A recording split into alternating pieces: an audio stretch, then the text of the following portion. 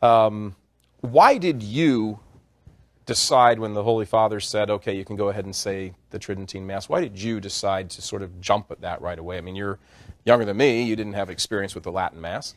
You're absolutely right. I grew up in a time and in a place where the Novus Ordo was celebrated with dignity, with solemnity, and I actually had not been exposed to the Latin Mass. And so when the Holy Father granted, through the motu proprio, permission to celebrate the extraordinary form, I took advantage of it, primarily because I think I felt very convinced of what the Holy Father wanted to do by doing this, in trying to bring about this element of continuity, that he wanted to repair this rupture that apparently has happened in the church.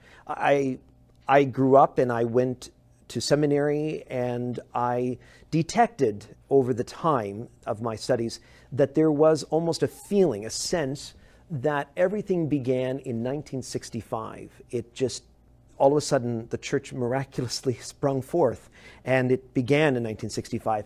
And that anything prior to 1965 was considered suspect and, at its best, and dangerous at its worst. So there was a kind of a feeling that there was a lost time, there was a lost piece of the church's life. And yet we venerated the saints of the Counter-Reformation and of the High Middle Ages. We venerated those saints, and yet there was something that we felt that we had achieved beyond them. And so I never felt comfortable with that. I always thought that there was just something not correct. So when the Holy Father in the motu proprio said, very explicitly, that which was sacred then is sacred now, I felt that I had to act in the mind of the Holy Father to help my people that I'm charged with from my bishop.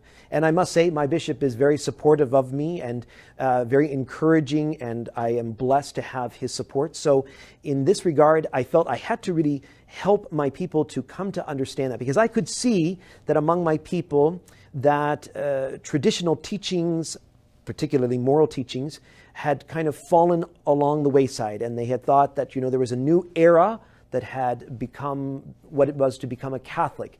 And I thought, no, I have to instruct them that that which was always a sin is still a sin, and unfortunately, yes, that there's been no change, that the faith is still the faith. And so celebrating the extraordinary form has given me an extraordinary opportunity to make that case Sunday by Sunday, because I celebrate both the Novus Ordo and the extraordinary form every Sunday in my parish.